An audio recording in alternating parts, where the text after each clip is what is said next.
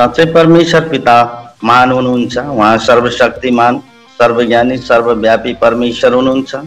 उहाँले हामी सबैलाई प्रेम गर्नुहुन्छ। उहाँ हामीलाई अनुग्रह गरेर हामीलाई अनन्त जीवनको भागीदार बनाउनु भएको छ। हामी उहाँलाई धन्यवाद भन्दछौँ। हामीलाई उहाँले एकतामा र सत्यतामा बोलाउनु भएको छ, जो उहाँको आराधना गर्नको निम्ति। अनि एकता र हामी सत्यतामा रहनुपर्छ भन्ने उहाँले यसरी हामीलाई बोलाउनु भएको छ। परमेश्वरलाई धन्यवाद भएको होस्। आज जुन सङ्गतिमा उपस्थित हुनुभएका र फेसबुक अनलाइनबाट जोडिनु भएका हाम्रा प्रभुका जनहरू देश र विदेशबाट जोडिनु भएको छ, उहाँ सबैजनालाई म आफ्नो हृदयबाट नै स्वागत गर्दै कृषि अभिवादन, जय मसीह। प्रियहरू, आज पनि हामी तीतसको किताबबाट चर्चा परिचर्चा गर्नेछौँ। अझै आज हामी तीतस 3 अध्यायमा हामी छौँ र आज 3 अध्यायकैबाट नै आज हामी 3 अध्यायको 9 र 10 पदलाई लिएको छौँ र यो 3वटा पदबाट हामी चर्चा परिचर्चा गर्नेछौँ। आजको विषय रहेको छ एकता र सत्यको रक्षा। एकता र सत्यको रक्षा आज शीर्षकमा छ। आज यही विषयमा हामी चर्चा परिचर्चा गर्नेछौँ। अनि आज छोटो छोटो पोइन्टमा हामी 5वटा पोइन्टमा चर्चा परिचर्चा गर्नेछौँ र आजको भाग रहेको छ 18। आज 18औं भागमा हामी पुगिसकेका छौँ तीतसको किताबबाट। अनि आज 18औं भागमा हामी चर्चा परिचर्चा गर्नेछौँ। आज 3 अध्यायको 9 र देखि 11 पदसम्मलाई हामी चर्चा गर्नेछौँ। आउनुहोस् हामी पढ्नेछौँ। जसरी लेखिएको छ, तर मूर्खवाद, विवाद, वंशावली, फुट र व्यवस्था सम्बन्धी झगडाहरूबाट अलग बस, किनकि ती बेफाइदा र व्यर्थका हुन्छन्। फुट ल्याउने मानिस चाहिँ 1 वा 2 पल्ट चेतावनी दिएपछि त्यससँग अरू कुनै सरोकार नराख, जो यो जानेर कि यस्तो मानिस भ्रष्ट र पापी हो, त्यो आफै दोषी ठहरिएको छ। परमेश्वरलाई धन्यवाद भएको होस्। आज पावलले यही कुरा भन्दैछ, सत्यको साक्षी बन्ने एकतामा रहनको निम्ति पावलले भन्दैछ यही कुराहरू। प्रेरित पावलले तीतसलाई आत्मिक नेतृत्वको गहिरो जिम्मेवारी दिन्छन् कि मण्डलीलाई विवाद, झगडा, विभाजनबाट जोगाउनु पर्दछ। मण्डलीलाई विवाद, झगडा र व्यर्थका कुराहरूबाट जोगाउनु। तीतस 3 अध्यायको 9 देखि 11 पदमा उहाँले स्पष्ट रूपमा देखाउनुहुन्छ कि मसीह विश्वास केवल सिद्धान्तको रक्षा होइन, यो समुदायको एकताको रक्षा पनि हो। जब मण्डली विवादमा फस्छ, सुसमाचारको साक्षी कमजोर हुन्छ। जब एकता नष्ट हुन्छ, प्रेमको सुगन्ध हराउँछ। है, जब एकता नष्ट हुन्छ त्यहाँ प्रेम हुँदैन, अनि त्यो प्रेमको सुगन्ध सुवासना हराउँछ। त्यसैले आत्मिक अगुवाहरूले सत्यको रक्षा मात्र होइन, तर शान्तिको स्थापना पनि गर्नुपर्छ। शान्तिको स्थापना गर्ने पनि हाम्रो जिम्मेवारी हो भन्ने कुरा पनि हामी बुझ्नु पर्दछ। रोमी 14:19 लेखिएको छ, हामी शान्ति ल्याउने कुराहरू, एक अर्काको निर्माण गर्ने कुराहरूको पछि लागौं। शान्ति निर्माण गर्ने कुरा, शान्ति ल्याउने कुरा, अनि एक अर्कालाई उठाउँदै अगाडि बढाउँदै निर्माण गर्दै जाने कुरामा हामी लागिरहनु पर्छ भनेर यहाँ पावलले बताउँदैछ। अनि आत्मिक नेतृत्वको उद्देश्य केवल ज्ञान बाँड्नु मात्र होइन, तर सम्बन्ध निर्माण गर्नु पनि हो। ज्ञान मात्रै हामी बाँड्ने कुरा होइन, तर हाम्रो सम्बन्ध पनि निर्माण गर्नुपर्छ, बलियो सम्बन्ध निर्माण गर्नुपर्दछ, बलियो सम्बन्ध। त्यसकारण हामी यो सानो सानो पोइन्टमा हामी कुरा गर्दै जानेछौँ, छोटो छोटो 5 वटा पोइन्टमा। अनि पहिलो पोइन्ट रहेको छ 9 पदबाट, मूर्खतापूर्ण विवाद, वंशावलीहरू, झगडाहरू र व्यवस्था सम्बन्धी बहसहरूबाट टाढा रह। पहिलो पोइन्ट 9 पदबाट छ। अनि पावलले तीतसलाई 4 प्रकारका विवादहरूबाट टाढा रहन निर्देशन दिन्छ। मूर्खतापूर्ण विवाद, वंशावलीहरूको विवाद, झगडाहरूको विवाद अनि व्यवस्था सम्बन्धी बहस। यी सबै विषय आत्मिक लाभदायक होइन, तर यसले केवल विभाजन, भ्रम र अहङ्कार बढाउँछ भन्ने कुरा पावलले बताउँदैछ। 9 पदमा हामी हेर्छौँ, प्रश्न लेखिएको छ मूर्खतापूर्ण विवाद। मूर्खतापूर्ण विवाद भन्नाले तर्कको नाममा हुने व्यर्थको बहस हो। तर्कको नाममा तर्क गर्दै अनि यो व्यर्थको बहसलाई जनाउँदछ है, जुन सत्यको खोज होइन तर अहङ्कारको प्रदर्शन गर्दछ। त्यसले त्यो सत्यतामा लाग्दैन, सत्यको खोजी होइन तर आफ्नै अहङ्कार र घमण्डको प्रदर्शन गर्ने कुरालाई बताउँदछ, यो मूर्खता। अनि वंशावलीहरू भन्नाले आत्मिक श्रेष्ठता देखाउने प्रयास हो, जसले जातीय र धार्मिक गर्वलाई बढावा दिन्छ। वंशावली सबै जातिहरूमा छ। यिन जातिहरूमा अनि वंशावलीकोले गर्दा पनि आफूलाई मेरो वंशावली ठुलो, मेरो वंशावली सानो भनेर व्यर्थका कुराहरू गर्ने गर्दछ आज मानिसहरू संसारमा है। अनि त्यही वंशावलीको विवादबाट टाढा रह भनेर यहाँ पावलले सिकाउँदैछ। अनि आज देशमा छ ती जातिहरू छ, सबै जातिहरूमा यो वंशावली अनि अर्को गोत्रहरू के हुन्छ नि, ती सबै कुराहरूमा आफूले श्रेष्ठता देखाउने प्रयास गर्दछ। मेरो वंशावली ठुलो, मेरो गोत्र ठुलो भनेर नि आफूलाई देखाउने कुरा गर्दछ। अनि यसले जातीय र धार्मिक गर्वलाई बढावा दिन्छ। त्यसकारण यी कुराहरूबाट टाढा बस भनेर पावलले तपाईँ हामीलाई सिकाउँदछ। झगडा र व्यवस्था सम्बन्धी बहसहरू धार्मिक कानुनको कठोर व्याख्यामा हुने असहिष्णुता हो। यसले प्रेमको सन्देशलाई ओझेल पार्छ, यसले प्रेमको सन्देशलाई ओझेल पार्छ भनेर यो व्यवस्थाले, कानुनले आज है हाम्रो देशमा नै छ नि, आज धार्मिक निरपेक्षता भनिराखेको छ तर पनि त्यो ओझेलमा छ, बाझिएको छ। अनि ती व्यवस्था सम्बन्धी त्यो वाद विवादबाट पावलले तीतसलाई अलग बस। त तपाईँ हामीलाई पनि भन्दैछ यस्ता कुराहरूबाट हामी अलग हुनु पर्दछ। यसले के गर्दछ? ओझेल पार्दछ। दोस्रो तिमोथी 2:23 मा लेखिएको छ, मूर्ख र अज्ञानतापूर्ण विवादहरूबाट टाढा रह, किनभने तिनीहरूले झगडा ल्याउँछ। यसले देखाउँछ कि यस्ता बहसहरूले आत्मिक एकता नष्ट पार्छ।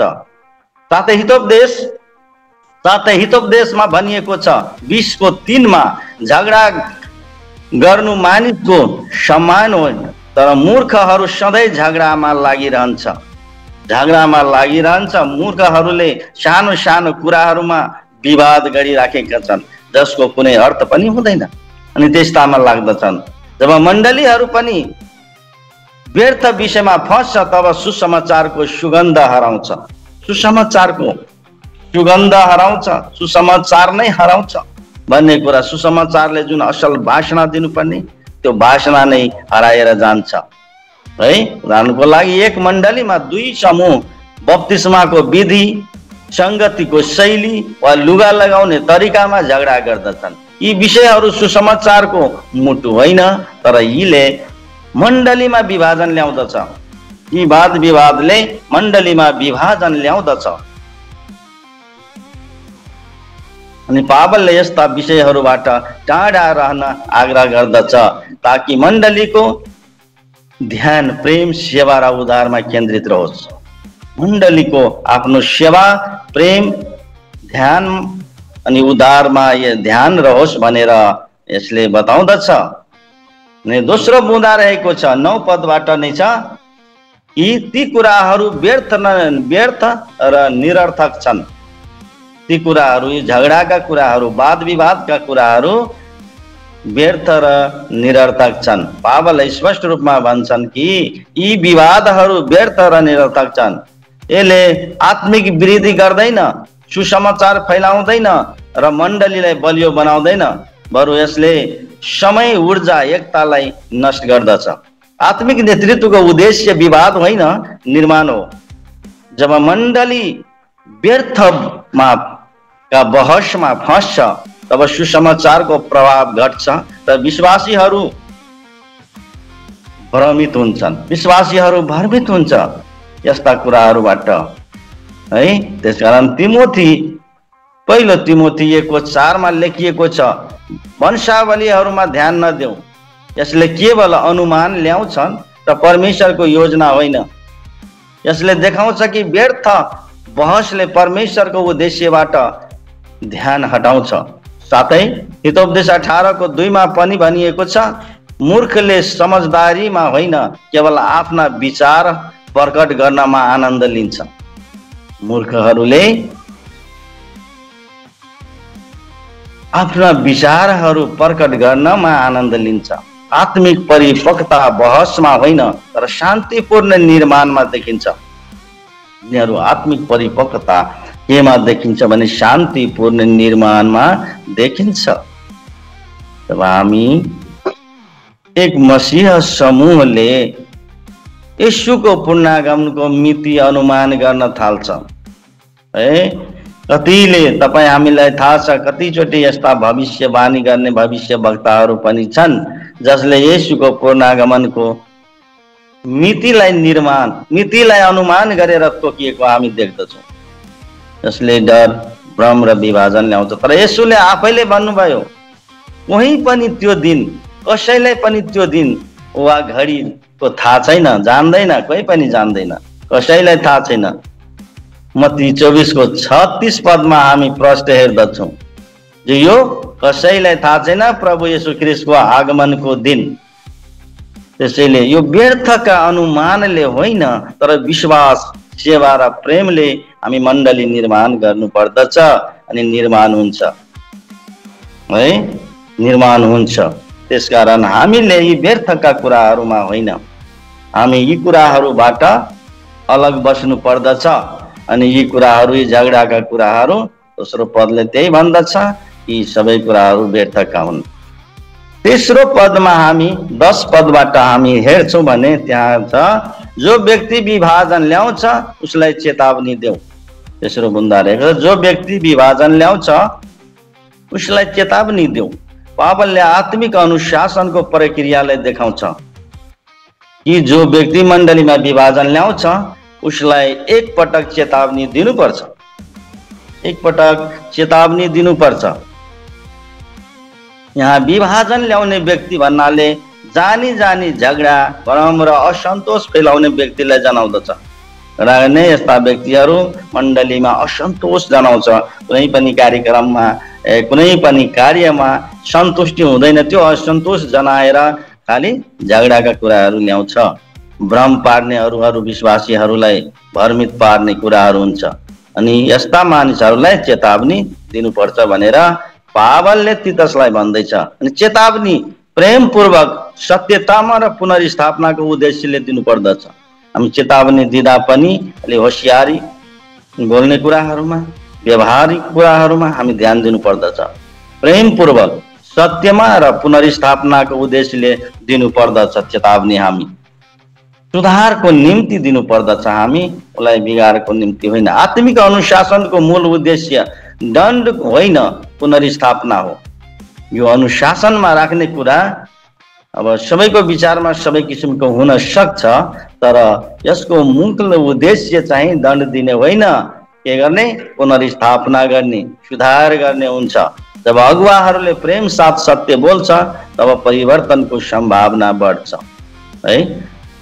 त्यसकारण सत्यतामा रहेर हामी उहाँलाई प्रेमतापूर्वक पुनर्स्थापनाको निम्ति अनुशासनमा राख्ने कुराले बताउँदछ। मत्ती 18:15 मा येशूले भन्नुभयो, यदि तिम्रो भाइले पाप गर्छ भने तिमी उसलाई एक्लै लिएर उसलाई दोष देखाइदेऊ। यसले के देखाउँछ भने यसले देखाउँछ कि अनुशासन व्यक्तिगत, गोप्य र पुनर्स्थापनामूलक हुनुपर्छ।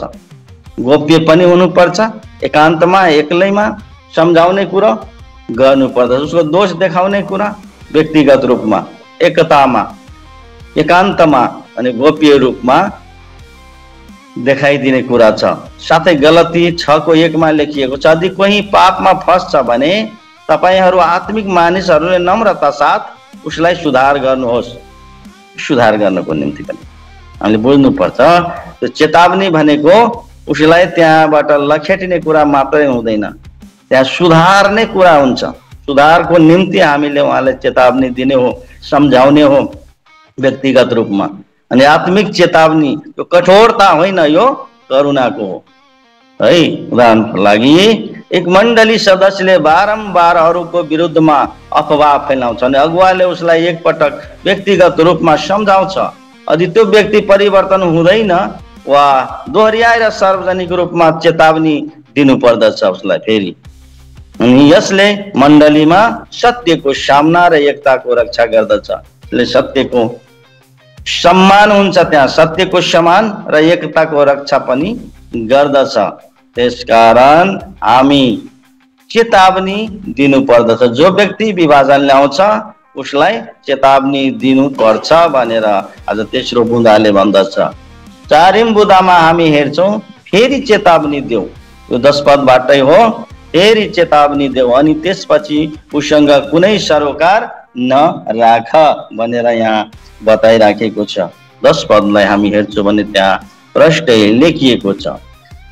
यदि चेतावनी पछि पनि व्यक्ति परिवर्तन हुँदैन भने पावलले स्पष्ट निर्देशन दिन्छ कि त्यसपछि उहाँसँग कुनै सरोकार नराख।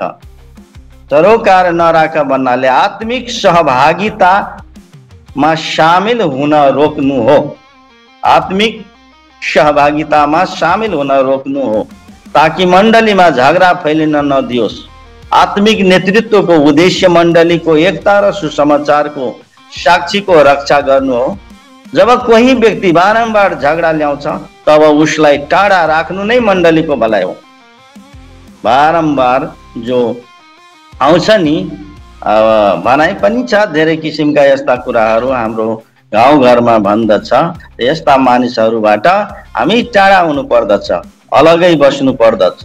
रोमी 16:17 मा लेखिएको छ, जो व्यक्तिले शिक्षाको विरुद्धमा विभाजन ल्याउँछ तिनीहरूबाट टाढा रह। यसले देखाउँछ कि आत्मिक सुरक्षाको लागि दूरी कहिलेकाहीँ आवश्यक हुन्छ। कहिलेकाहीँ हामी दूरी हुनु पर्दछ है। आत्मिक सुरक्षाको लागि हामीलाई दूरी पनि चाहिन्छ अनि त्यो दूरीको आवश्यकता पनि हुन्छ जो सुधारको निम्ति हुन्छ। त्यसकारण दोस्रो थेसलोनिकी 3:6 मा लेखिएको छ, हामी तपाईले आदेश दिन्छौं कि तपाईहरू अनुशासनहीन जीवन बिताउने भाइहरूबाट टाढा रहनुहोस्। आत्मिक एकता रक्षा गर्न यो कठोर निर्णय पनि प्रेमको अभिव्यक्ति हो। यो प्रेम गरेको हो। हामीले पढिराखेको छ, जसले प्रेम गर्दछ उसले नै के गर्छ? हप्काउँछ, चेतावनी दिन्छ। एक व्यक्ति मण्डलीमा बारम्बार झगडा, आलोचना र असन्तोष फैलाउँछ अनि चेतावनी पछि पनि परिवर्तन नभएपछि अगुवाहरूले उसलाई के गर्छ? मण्डलीको नेतृत्व र सहभागीबाट टाढा राख्छन्। यो कठोर निर्णय जस्तो देखिन्छ, यो त कठोर निर्णय हो होइन, जो धेरैको विचारमा सोचमा लाग्न सक्छ यो कठोर निर्णय हो, त्यस्तै देखिन्छ। अनि यो मण्डलीको स्वास्थ्यको लागि आवश्यक पनि छ हैन। मण्डलीमा विभाजन ल्याउने काम गर्नेहरूलाई हामी टाढा नै राख्नु असल हुन्छ भनेर पावलले बताइराखेको छ तीतसलाई। त्यसकारण हामी पनि यी वचनहरूलाई हाम्रो जीवनमा, मण्डलीमा हामीले विचार गरेर गर्नुपर्छ। त्यसकारण चौथो पोइन्टले भन्दछ, फेरि चेतावनी देऊ अनि त्यसपछि उसँग कुनै सरोकार नराख। त्यस्तै हामी पाँचौं पोइन्टमा जान्नेछौँ। यो 11 पदबाट हामी लिएका छौँ। 11 पदमा के भन्दछ अनि त्यहीबाट यो पोइन्ट लिएको छु। त्यस्तो व्यक्ति विकृत, पापी र आत्मनिन्दित हुन्छ है। त्यस्तो व्यक्ति विकृत, पापी र आत्मनिन्दित हुन्छ भनेर यहाँ 11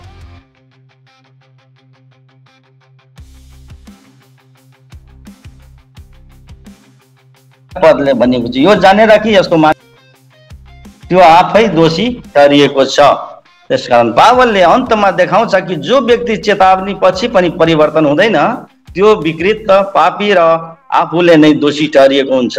अनि यी शब्दहरूले देखाउँछ कि यस्तो व्यक्ति केवल बाह्य व्यवहार होइन तर आन्तरिक रूपमा पनि सत्यबाट टाढा गइसकेको हुन्छ। त्यो विकृत भन्नाले सत्यबाट मोडिएको अनि खराब सोच भएको अवस्थामा जान्छ। त्यो अवस्थामा लाई पनि जनाउँदछ। उसले विकृत सोच भएको अवस्थालाई जनाउँछ। अनि पापी भन्नाले जानी जानी परमेश्वरको आज्ञा उल्लङ्घन गर्ने व्यक्ति।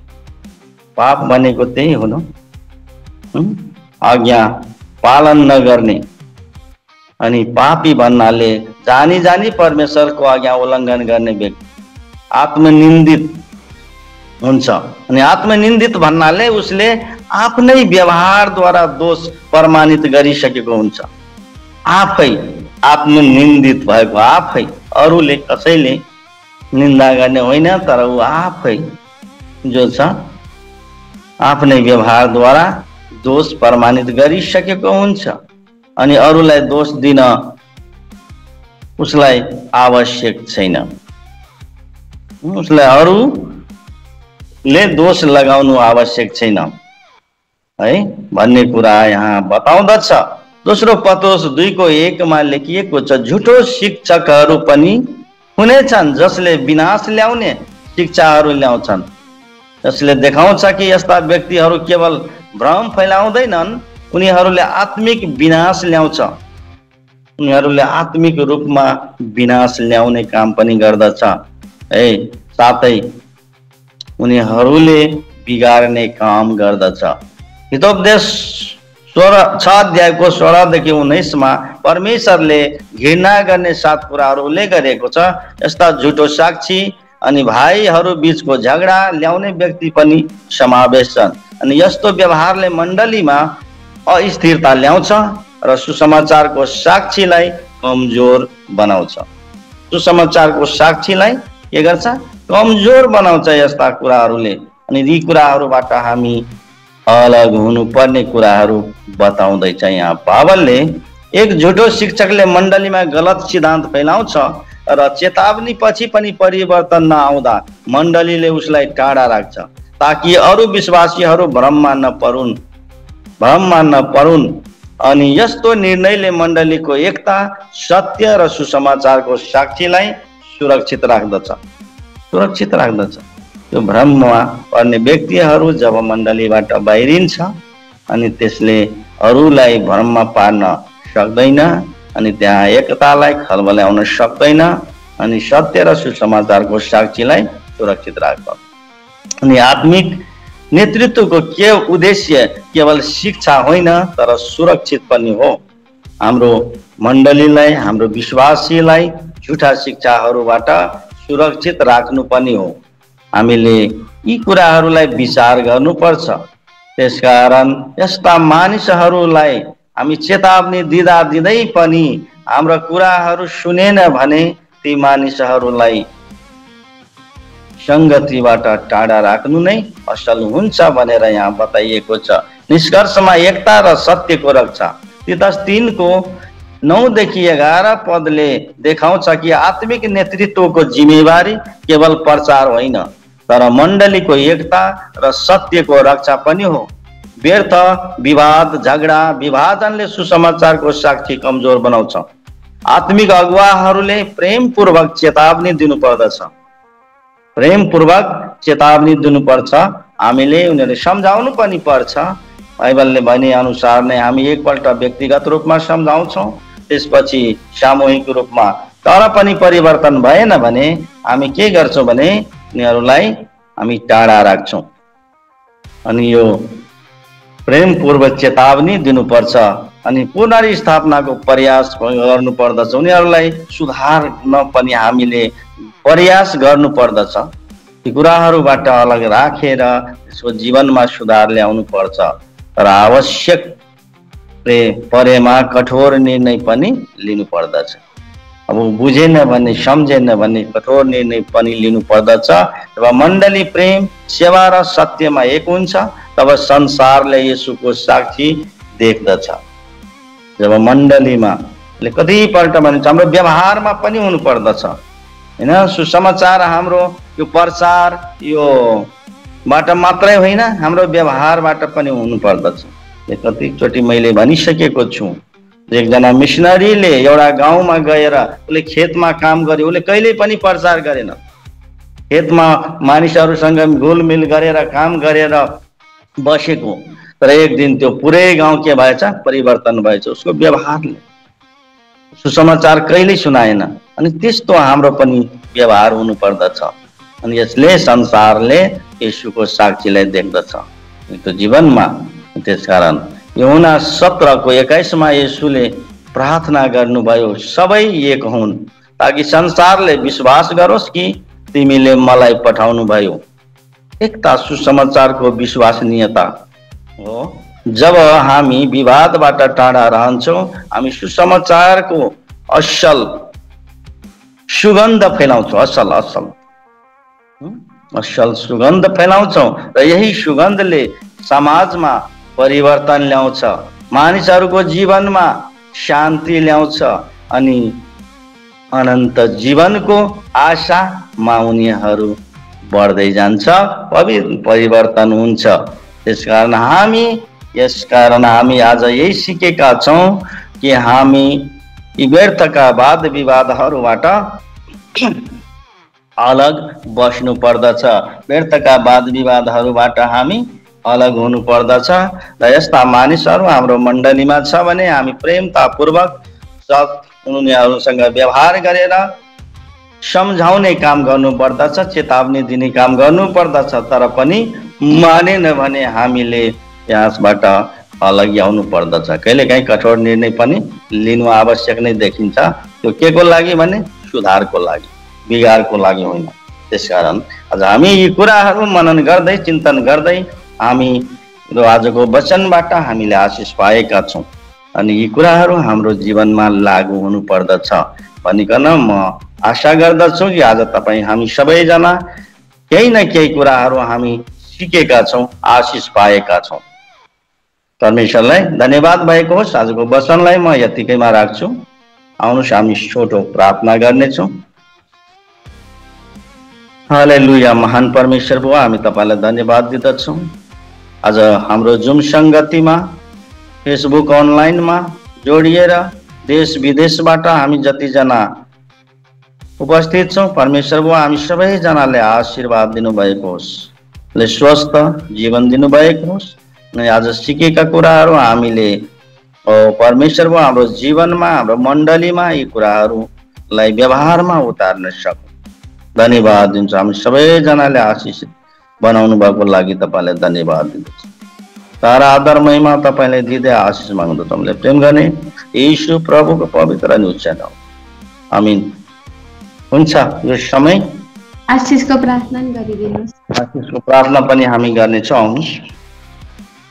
परमेश्वर पिताको प्रेम, प्रभु येशू ख्रिस्टको अनुग्रह र कृपा अनि पवित्र आत्माको सङ्गति अनि सहभागिता, प्रभु येशू तपाईँको दोस्रो आगमन नहुन्जेलसम्म हाम्रो जुम सङ्गतिमा भएकाहरूसँग, उहाँको परिवारहरूसँग, फेसबुक अनलाइनमा जोडिएकाहरूसँग, उहाँको परिवारहरूसँग, विश्व मण्डलीहरूसँग अनि रोगी बिमारीहरूसँग अनि दुःख र पीडामा भएकाहरूसँग अनि हामी र हाम्रो परिवारसँग तपाईँको अनुग्रह र कृपा सधैँ सधैँको लागि, सदा सदाको लागि रहिरहेको होस्।